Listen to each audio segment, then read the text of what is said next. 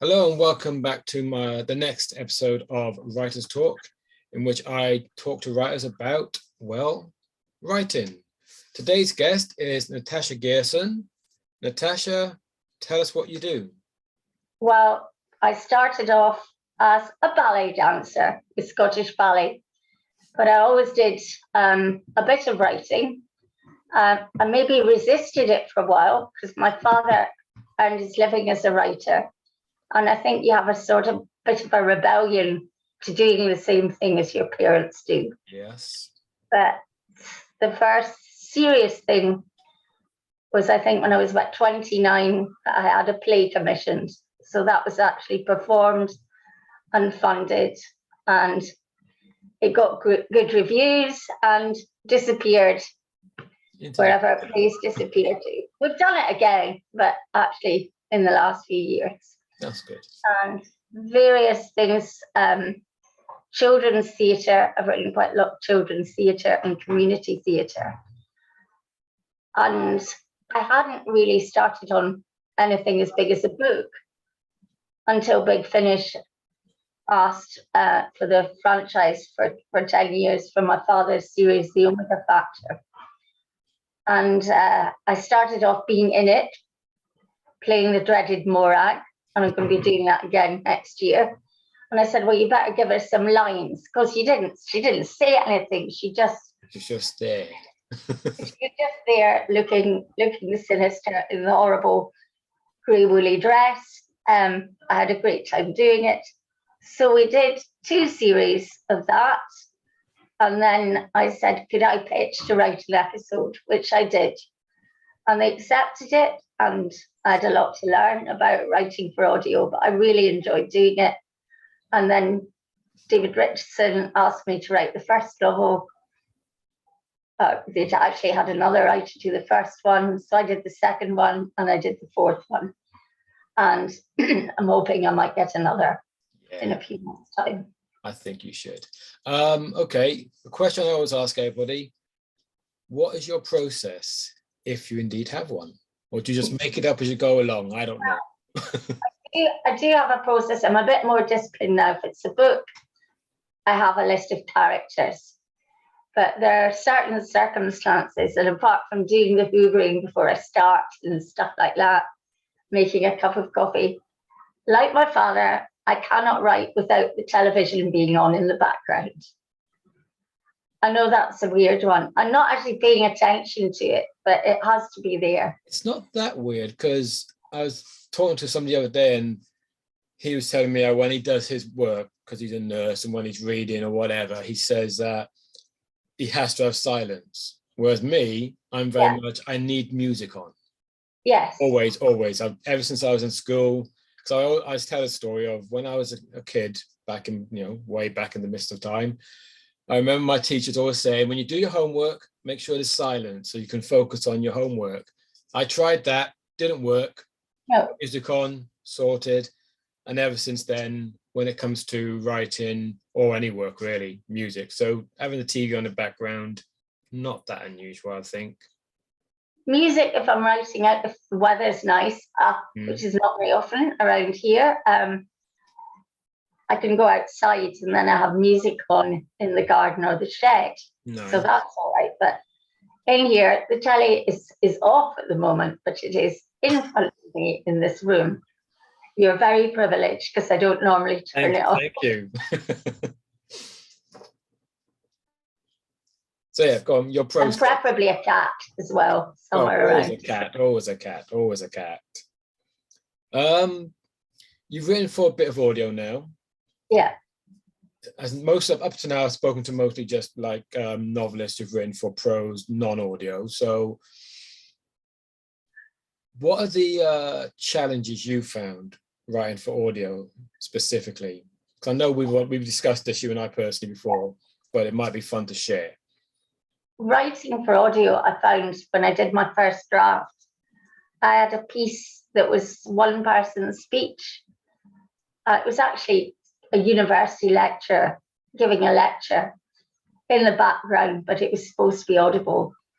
And I was really proud of this this piece of writing, I thought it was the bee's knees. And of course, it got cut to bits because it was far too long. So I had to learn to do that. I'd already worked in radio as an actor, so that helped a bit. But a lot of good advice at Big Finish when I was doing it, and just to keep things short. And in some ways, it's similar to doing stuff on the screen, because old-fashioned multi-camera television, which I have a soft spot for, would have long scenes of people talking to each other, and now it's totally different. Now everything's on film. But all these things have their advantages. But certainly, I learned a lot by doing just that one episode. They're not doing a series, they're doing a Halloween special, which I'm not writing. They've got someone famous to do, which is fine by me, because I quite like to be in it as well. Being in it and writing it is a bit much, actually, I found. Yeah, I remember you saying to me, between the first book and your second audiobook, you learned a slightly different technique, I believe you said, and just the way you wrote your prose and dialogue and person narrative and whatnot. The second one was less of a prescription. They just said, this is just a case in the principal character's time back in the 70s. They said, do what you like. So you did. Which at first I went, oh, it's nice to be told a bit of something to do. But I had the characters, and I know them so well, because when my father was doing the series, we talked about it.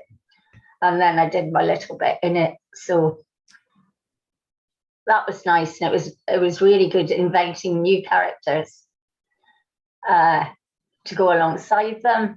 And I don't know, I think it's funny, because this is going to be an audiobook, but when I'm writing, even if it's a novel, I see the things in my head as well. And I know it's slightly better when there's something I can see, I can visualize it as well. So I tend to write about places that I've been, or that I've well researched on Google. And that was advice from my father, and it holds. But there are very successful writers, I think, and I will not name them because they've made a fortune. And I remember reading someone's first book, and a bit of it was set in Paris. Right. And I know Paris quite well. And it took this taxi to go around the corner. We did a tour of Paris, and that drove me round the bend. The book, however, was very, very successful. So the geography wasn't great. It wasn't. The geography was wrong, and it annoyed me when I was reading it. Whereas when the film came out, it was obviously. See, that's funny, because obviously I assume you've heard of Torchwood, the Doctor Who spin-off they did in Cardiff. Yeah. Because I used to live in Cardiff during the time when they filmed it, certainly the first season, and I actually walked past them filming at one point, so it's just up the way from me. And when I watched the episode, I'm not. They're basically walking towards this bridge to go back to Cardiff town centre and stuff. And I'm watching it thinking, where are you going? Because if you walk through that bridge, there's nowhere to go. There's literally nowhere to go.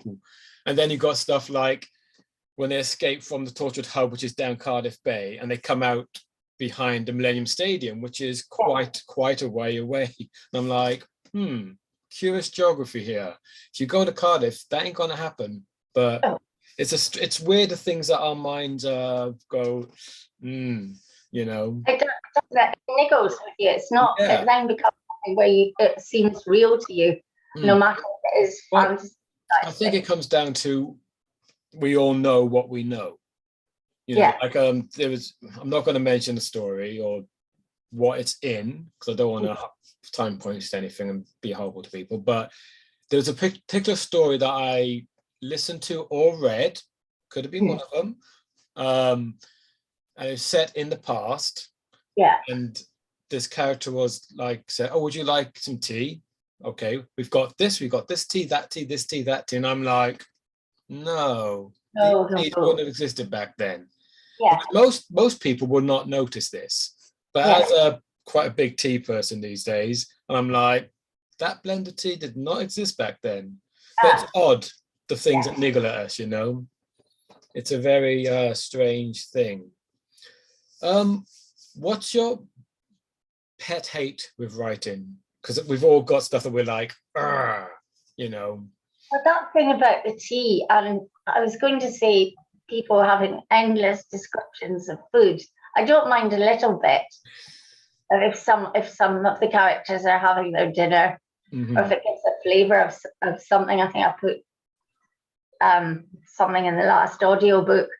They were having a meal in Paris, but if it goes on and on, yeah, really, there are some novels which are based around, which have recipes in them. That kind of drives me around the twist. Whodunits that you get too early, I like there to be a bit of suspense in some way, although it doesn't matter if you know who the villain is. I'm a Stephen King fan, but I didn't read him for 10 years after he wrote Pet Sematary. Oh, really? That did my head in with the pets. It was the animals, it was the pets. Oh, right. Okay, yeah. There's something weird about me, and I have the book, but I've still never read it. Well, I wouldn't recommend recommend the films, but I've never read the book still. Yeah. I probably should at some point. I tried it, but I just stopped because I got too upset. There's probably something wrong with my brain or my mind. Oh, I don't know. Like a friend of mine, he can watch any TV show, horror book, you know, whatever. But as soon as an animal or a dog is hurt in particular, he's all like, no.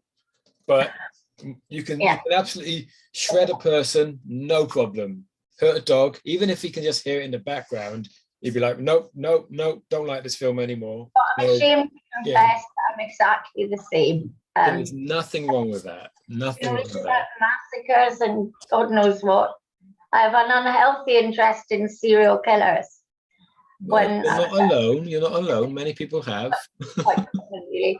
Yeah. When my dad used to come down and visit me for the weekend when I first went down to ballet school, other people at the school would get taken to lunch by their parents. My dad and I went on a Jack the Ripper tour before it was fashionable because I was living in the East End.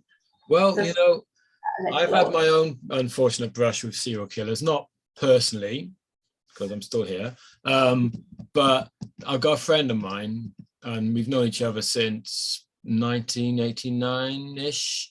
Yeah. And we had a history, as you do. And we got back in touch in 2009, and I discovered that his father was one of the last victims of Dennis Nielsen. Oh, God. Which explained so much about the late 80s, which I did not know. But it was, when I found out that, it took a while for my head to get around it. Because it was just like, okay, now this explains certain things, but, you know, it's a fascination with serial killers. I can understand that. My sister lives in London, and I remember around about the time that Dennis Nielsen was arrested, she was driving me through, I can't remember which of his houses it was, but she said she had a friend who worked in the same office as Dennis Nielsen did, and that she and some other friends had been around to his house for some kind of beef stew. Ooh. And I know it's horrible, but it's absolutely true. So that gives you some, oh dear. Nice and grim. So do I take it from this that you elevate or gravitate rather towards the grimmer stuff in fiction? Well, I do, but I like a bit of humor in it. Absolutely. Because I think it needs lightening up. Yeah. And that kind of just happens because the two books I've got a lot to learn, but there's a little bit of humor in all of them, even though they involve demons and unearthly things and horrible things happening to people. I think humor is well, obviously it's universal, but it's a very British way of dealing with the lesser nice things in life. You know, British, we just laugh and just carry on. It's just what we do, you know. Yeah, I went to uni and I did law and then came straight out and did all the arty things I was doing before that, but with more authority to talk rubbish at union meetings, and it was useful for the writing because it was a good discipline. Yeah. But one of the things I did, one of the courses was forensic medicine in the law, and we did that with the medical students. And when we went into every 2-hour lecture, there was always some cartoon, some really dark, grisly cartoon up on the projected in the lecture room, so that they a really black sense of humor as well. The lecture we had most was someone called Bob Black, which was quite a suitable name. Apt. Yes. Nice and apt for a bit black humor, you know. Excellent. Yeah. I'm trying to think of something else. Hang on. So did you find, and is there, in your experience, because you say you've written plays for theatre, and now you've written basically an audio play as well, which mega factor. Did you find them a similar experience? Similar, but there's so many things you have to be aware of, differences in both mediums. It was a similar but different, if that makes any sense. Yeah, for sure. Maybe I was lucky because I'd done a bit of theatre myself, and some of it disastrous, but you still learn a lot whether you do disastrous stuff or not. We learn from our mistakes more than our successes, I think. I have to say, and I did write the shows for a lady called Aileen Patterson, who wrote children's books about Maisie the Kilted Kitten from Morningside. And I was Maisie for several years.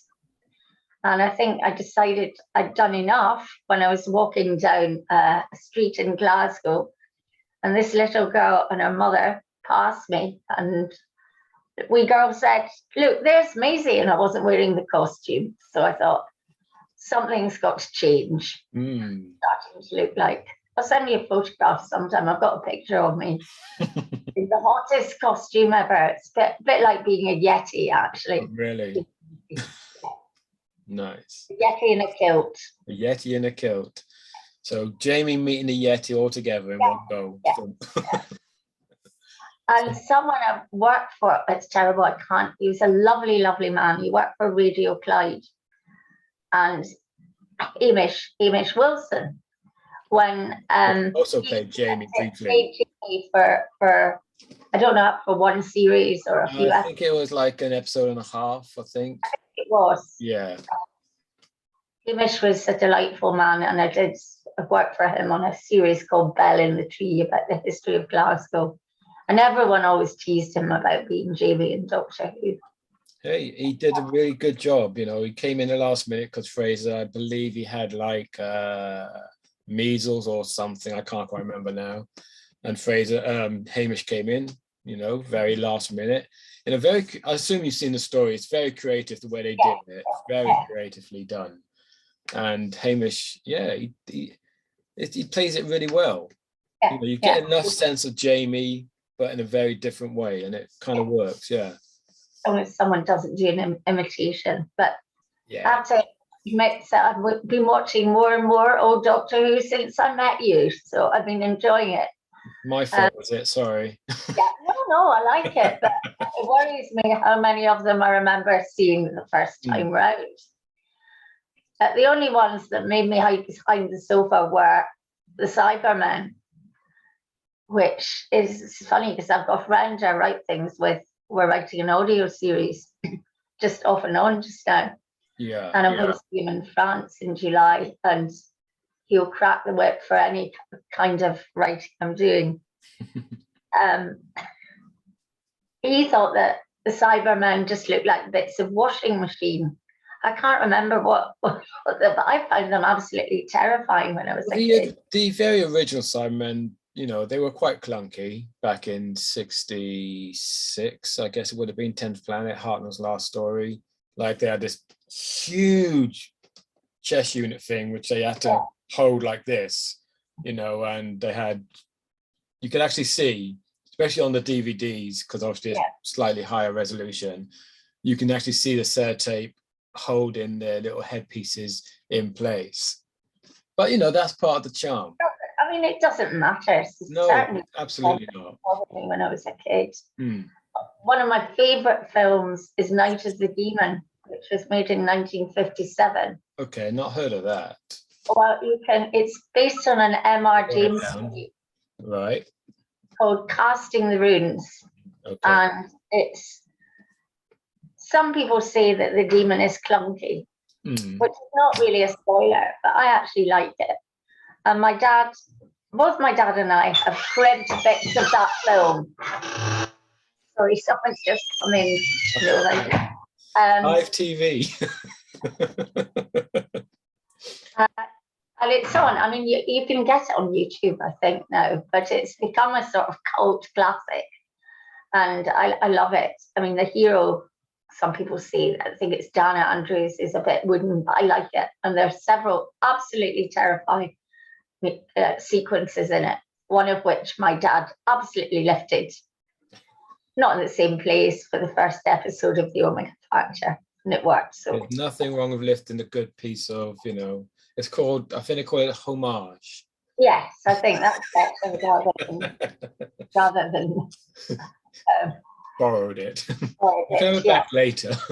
I completely get that, because I love old cinema, old TV. I mean, I've watched Doctor Who since I was fairly young, so I like watching the other stuff, because I mean, yes, it's sometimes creaky and the effects aren't that sharp, but good drama is good drama. And you can't really fault that at all. I love Channel 81. Sorry, I interrupted. Carry on. I love all the old stuff on there, and a lot of 50s series, like Gideon's Way and stuff like that. There are clunky things about these, and Edgar Wallace as well, but they still have value, and some of the plots are wonderful. Well, I've recently finished watching Hammer House of Horror. Remember that from the early 80s, I think it was, mid-ish 80s, I can't remember now. And it's been remastered, like high def on Blu-ray, and it looks amazing. I mean, visually, I've said this to people, because it's such the clarity of it is so amazing that when I've been watching it, even though I know it was made in the 80s, it feels like it was made today, but they've recreated the 80s so brilliantly because it's so clear. And the stories absolutely hold up to this day. They do. It's all on film. And there's one with, what's his name? Gary Raymond, who has been around for a long time. He was in Jason and the Argonauts. Yes. And he was also in Omega Factor in, I can't remember whose episode. And it was an episode that I floor assisted. And he was always a bit of a hero of mine. And I had to take him somewhere, BBC Scotland, and we got lost in the building. And I was teased about this for ages afterwards, because they thought I'd taken him away and chatted him up. I was far too in awe of him to do that. See, in those days, you could get away with making jokes about things like that. Now you can't. We're in a slightly more sensitive culture, I suppose. Well, sensitive, I don't know. Some of it's right and correct, but I don't know. Yeah. We ought to go into that. No, that's a discussion for another time. Very much no time. When you write, what interests you more, the plot or the characters? Because people often say plot and story as the same thing, but I tend to look as the plot are all the incidents and the story is the character. Yes. So what would you say to you is most important, and which? I think it's kind of half and half, because I like the idea of the 2 books and possibly 3, but we'll talk about that either, that I've written so far. I've had to do an outline. That's a very good thing. to have. It might change, but if you have, it might well change. Yeah. All of mine have, but the beginning, the middle, and the end, that's something I like to have with a reasonable plot, or unreasonable, depending on what you're writing, with some backing that it could be possible. Yeah. In some way possible. But I love the characters. I love characters. I love building them up as well. Because I don't like books that with two-dimensional characters. Agreed. I think characters, when I write anyway, I know a lot of people, when they write, their characters are usually locked into certain things, certain responses and so on. Me, I tend to try to make my characters more fluid, more organic, I suppose, that they're just like real people. No one knows until you're tested. Exactly. And I think the characters they don't have catchphrases, for instance, because we don't usually as people. I'm glad you mentioned outlines, because that's always a question I like to ask writers. It's been my experience that majority of writers hate, with a passion, writing outlines. Are you one of those? No, I like it. I just think because my father did so much television. Yeah. And he always had to do a storyline in those days.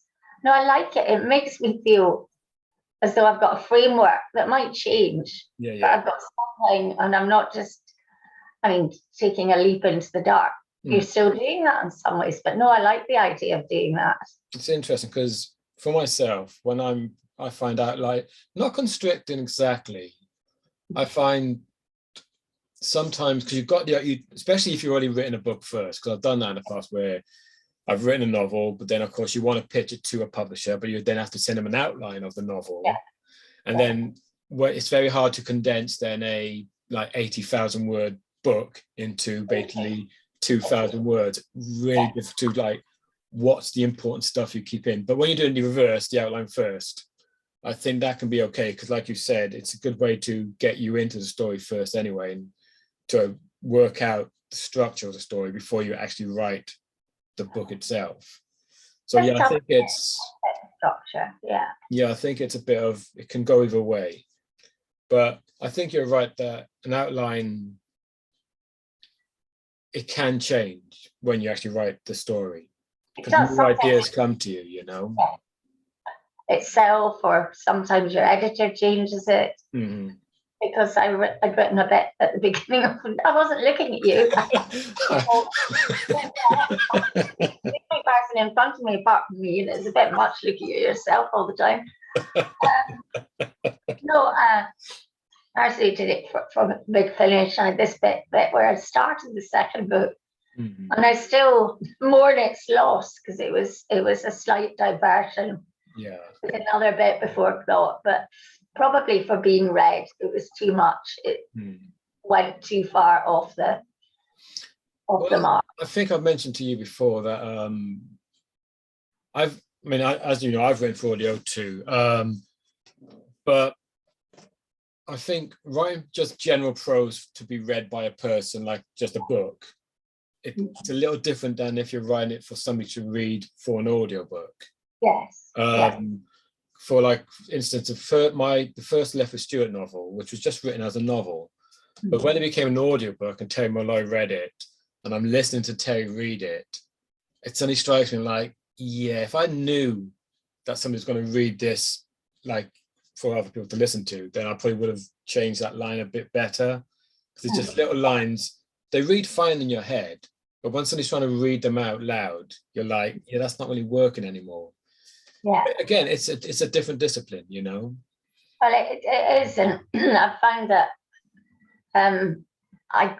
when I started to write, my sentences are far too long, so I have to really discipline myself and go back, because you get all excited about writing something or some part of a story that takes a plot forward, and you realize that the clauses are all mixed up. It's not the way someone would say it. So you just have to go back and do it again. I think another thing that I've spotted, and again, you can take or leave it, I find that when you're writing prose in a book itself, there's a lot more shortcuts you can do. For instance, you don't always need to tell the reader who's saying what, because the action around it will let the reader know this character's saying this. However, when it's an audiobook, because often your attention is a very different thing when you're listening to when you're reading. If you don't have, the simple he said, she said thing, then when you listen, you can often lose who's talking. Whereas when you're reading it, it's much easier to keep that kind of focus. I think you're absolutely right. And the things I do differently, I have several friends who said after the first audiobook, can I read, have you got it in hard copy, if you like, just could you send me the words? So I did. And I could see then, it was good for me because I could see where I'd overwritten it. Right. See why the editor had cut it. I didn't agree with everything, but I was happy to do it. And some of the things, most of the things, were very valid. Well, I think, as the writers of the pieces, we can often, like the editor will come and change that, or the producer will have their say, and so on and so on. And you're, as the writer, you're like, but you just got to bite your tongue sometimes. Well, I'm a bit like my dad, who when people came up to him, actors, when he was doing telly stuff, they say, I'm having problems with this, Jack, and they would say, why did you write that? He said, I don't know, I can't remember. So there is that too. Yeah. And he's never difficult about it.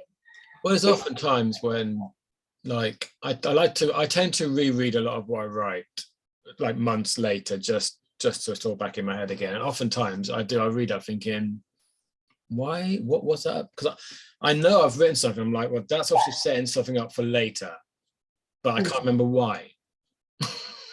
So, we all have that. A bit of, did I write that? Yeah. I mean, there are a few moments when you think that's quite good, or you think, oh, did I write that? I had that experience. I've had it twice, I think, that I can remember. Once when, as I say, Terry Malloy did the audiobook reading of Forgotten Son. Yeah. They sent me the prologue before the book came out, so I was listening to the file, Terry reading the prologue, and I got quite up in it, and I actually forgot I had written it for a while. So I'm just like, oh yeah, I wrote this, duh. Because it got to the end, I'm thinking, oh, I can't wait to see what next. And I'm like, hello, you wrote it. And the only other time that happened was when Louise Jameson did the reading of my short trip, Revisionist, which again I wrote. But listening to her read it, I kind of forgot that I wrote it for a while. It's a weird thing. It's a weird, experience.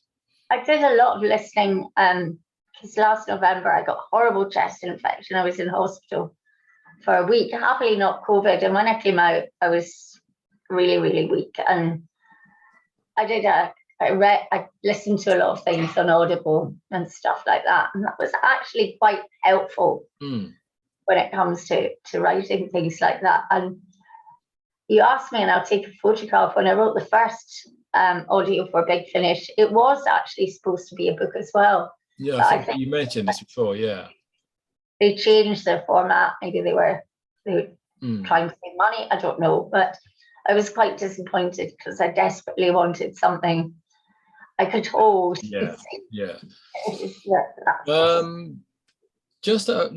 We're nearing the end, so just a question that's popped into my head.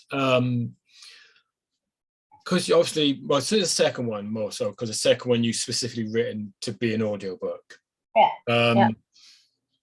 If they decided, right, we wanted to turn it into a hard copy book as well, would you then maybe do some rewrites on it to alter the way it's told a little bit? I think I would. I certainly would, because and the things like the bit I wrote for the beginning, which I've got it happy to let you see. I think if it were a book that was written, would be perfectly acceptable and actually quite interesting. In fact, the editor did say that if this was a book that was going to be published, she would have kept it in. It wasn't that it was irrelevant. It just didn't work when. I had great fun with looking up aeroplanes of the time. Getting some advice from a friend who's very into aeroplanes, and that was cut. And I can see that for an audiobook it might have been a bit dull. Right. Whereas again, if you'd been reading it, it might actually have been quite interesting. Well, it's a fine line, isn't it, when you're doing your research? Because obviously, as a writer, you want, in a sense, you want to show people, look, I've researched this. Yeah. But sometimes, as a reader, you can read it and you can just. I mean, I've done this with a few books I've read where the author clearly has researched this very intricately, and that's, obviously absolutely right. But then you read it as a reader, and you're thinking, yeah, now he's just telling us everything is researched. And as a reader, you're like, yeah, let's get back to the story. So yeah, it's a fine line. And on that note, sadly, we're nearing our time limit and we don't want to get cut off by Zoom, which I say on every video because it's going to happen eventually. But Natasha, it's been fantastic talking to you. Do you have any advice for new authors before you go? This one my dad said to me, I would even make you think, I can't do this, because I never anticipated writing anything. Even this full-length stage play wasn't as many words, if you like. Just don't be intimidated by that. Just get lost in the story and write a certain number of words every day. That's up to you, as long as you write something every day. Good. So that's what my dad said, and I found that very good advice. Even if you decide it's crap the next day, at least you've written something, right? And it's momentum. Yeah. And that's what you need. Well, as I say, it's been fantastic talking to you. We'll have to do this again, maybe when your next book comes out. Okay. What could that be? I don't know. Because that would be a different experience to talk about for sure. It will. Okay. It will. Brilliant. So thank you all for watching once more. I'll be back next week with another writer. Don't know who it'll be because I'm not recording these in order. So it may be somebody I've already spoken to. It may be something new. But until then, goodbye from me and goodbye from Natasha. Goodbye. Thanks for watching and listening. Bye-bye then. Bye-bye.